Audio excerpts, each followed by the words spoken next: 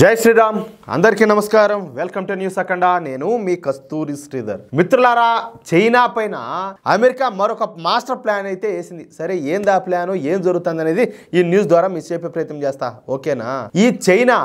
America సాయంతో ప్రపంచ శక్తిగా ఎదుగుతున్నటువంటి ఈ చైనాను దెబ్బకొట్టాలని చెప్పేసి అమెరికా అధ్యక్షుడు డొనాల్డ్ ట్రంప్ కృత నిశ్చయంతో ఉన్న సంగతి మీకు కూడా తెలిసిందే నిజానికి చైనా ఈ స్థాయిలో అభివృద్ధి చెందడానికి కారణం వచ్చేసి అమెరికానే 1970 దశకంలో చైనా నిరుపేద దేశంగా ఉంటా వచ్చింది అప్పట్లో ప్రపంచం మొత్తంలో ఎంతమంది పేదలు ఉన్నారో అందులో సగం మంది పేదలు ఒక చైనాలోనే ఉండేవాళ్ళు దీంతో అప్పట్లోనే అంటే ఇప్పుడు బహుశా నాకు తెలిసి అయితే 1976లో అనుకుంటా చైనా ప్రభుత్వం అమెరికాతో ఒక ఒప్పందం కుదుర్చుకునేది అది ఏమనయ్యా అంటే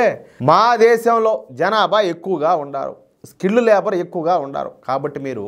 మీ అమెరికా కర్మాగారాలను మా దేశంలో పెట్టండి అప్పుడు మా దేశంలో చౌక ఉత్పత్తులను ఉత్పత్తి అయితే చేయొచ్చు అప్పుడు వచ్చేటువంటి లాభాలలో 80% మీరు తీసుకోండి ఏమే 20% మేము తీసుకుంటామని చెప్పేసి ఈ చైనా ప్రభుత్వం అమెరికాతో ఒప్పందం చేసుకుంది ఈ ఒప్పందం నచ్చినటువంటి అమెరికా కూడా అందుకు సై అనేది ఎందుకంటే మనకేమో 80% వాళ్ళకి 20% కదా పోయేదే ఉండదు అన్నట్టుగా ఇకపోతే చైనాలో ఈ అమెరికా సంస్థలో పెట్టుబడుల వరద అయితే పారించాయి మెల్లగా మూరేటువంటి ఈ పెట్టుబడులు 100 కోట్లకు 1000 కోట్లకు లక్షల కోట్లకు చేరుకున్నాయి ఇక ఏకంగా 8,000 అమెరికన్ కంపెనీలో చైనాలో పెట్టుబడులు పెట్టాయి అంతేకాకుండా కోట్లాది మంది చైనీయులకు ఉద్యోగ మరియు ఉపాధి అవకాశాలు కల్పించారు ఇకపోతే అమెరికా తమ దేశంలోని సంస్థలను మాత్రమే కాకుండా యూరోప్ దేశాలకు చెందినటువంటి సంస్థలను ఈ జపాన్ దేశానికి చెందినటువంటి సంస్థలను కూడా చైనాలో పెట్టుబడులు పెట్టేలా ప్రోత్సహించింది ఫలితంగా ఇప్పుడు చైనా వేగంగా అభివృద్ధి చెందింది ప్రపంచంలో ఒక తిరుగులేని శక్తిగా తయారైంది అంతేకాకుండా అమెరికాను కూడా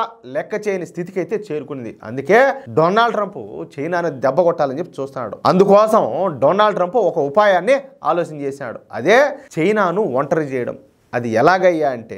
డొనాల్డ్ ట్రంప్ ఈ చైనాతో సహా అన్ని దేశాలపైన సుంకాలు అయితే విధించాడు కానీ అన్ని దేశాలకు సంబంధించినటువంటి ఈ సుంకాలను 90 రోజుల పాటు నిలిపేశాడు వాయిదా వేశాడు ఒక చైనాకు తెప్పించి దీంతో ఇక ప్రపంచ దేశాలన్నీ కూడా అమెరికాతో వాణిజ్య చర్చలకు ముందుకు వచ్చినాయి ఇలా ఇప్పటి వరకు నాకు తెలిసి ఒక 70కి పైగా దేశాలు అమెరికాతో వాణిజ్య చర్చలకు అయితే ముందుకు వచ్చాయి ఇలా చర్చలకు వచ్చినటువంటి దేశాలతో అమెరికా ఒక్క విషయమే చెప్తాంది అది ఏందయ్యా అంటే చైనాకు దూరంగా ఉండండి అని ఆ దేశాలు గనక చైనాకు దూరంగా ఉంటూ చైనాకు ఖనిజ సంపదను అమ్మకుండా ఆపేసి తమ దేశాలలో చైనా సంస్థలకు కాంట్రాక్టులు ఇవ్వకుండా ఈ చైనీస్ కంపెనీలను స్థాపించకుండా చర్యలు గనక తీసుకున్నట్లయితే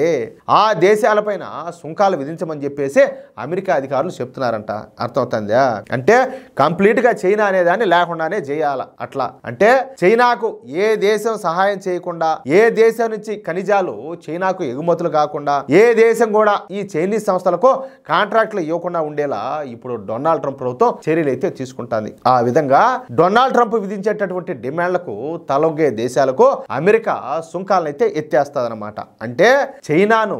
అమెరికా పూర్తిగా ఏకాకనైతే చేయనుండాలి ఈ అమెరికా చైనాల మధ్యన సుంకాల యుద్ధం తారాస్థాయికి చేరుకుంది ఈ చైనా వస్తువులపైన సుంకాన్ని డొనాల్డ్ ట్రంప్ ప్రభుత్వం ఏకంగా 145% నుంచి 245% పెంచేసినాడు ఎంత 145% నుంచి 245% పెంచాడు ఇంకా ఇది 500కు పోతుందో 1000కి పోతుందో ఎంతకు పోతుందో కూడా తెలియలే ఇంకా ఎందుకంటే మనం చూస్తానే ఉన్నాం కదా పెరుగుతా పోతుంది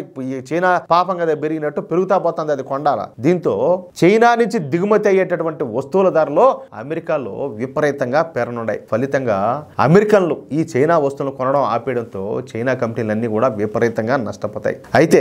ఇక్కడ మరొక విషయం ఏంటంటే ఈ అమెరికా వస్తువులపైన కూడా చైనా 120% సుంకాన్ని అయితే విధిస్తుంది ఈ విషయం పైన వైట్ హౌస్ ప్రతినిధి కారోలిన్ క్లేర్ లీవిట్ మాట్లాడుతా ఇప్పుడు బంత్ అయితే చైనా కోర్టులోనే ఉండాలి చైనా ఇప్పుడు దిగొచ్చి మాతో వాణిజ్య ఒప్పందం చేసుకోవాలా మాకు చైనా దగ్గరకు వెళ్ళి ఒప్పందం చేసుకోవాల్సిన అవసరం అయితే మాకు లేదు చైనాకు ఇతర దేశాలకు మధ్యన చాలా తేడా ఉండాలి చైనా అభివృద్ధి చెందడానికి కారణం వచ్చేసి అమెరికానే ఆ విషయం ఇప్పుడైతే చైనా మర్చిపోయింది అందుకే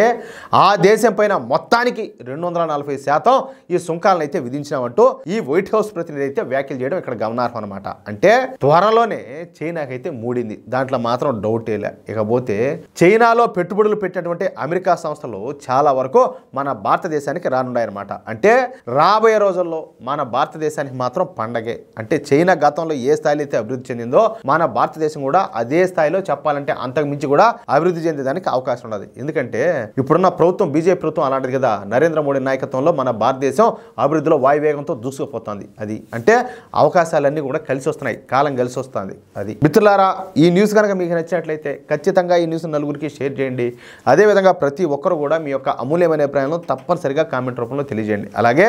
ఇంతవరకు మీరు కనుక మన ఛానల్ను సబ్స్క్రైబ్ చేసుకున్నట్లయితే ప్రతి ఒక్కరు కూడా మన ఛానల్ సబ్స్క్రైబ్ చేసుకోండి, సపోర్ట్ చేయండి ప్లీజ్. జై శ్రీరామ్.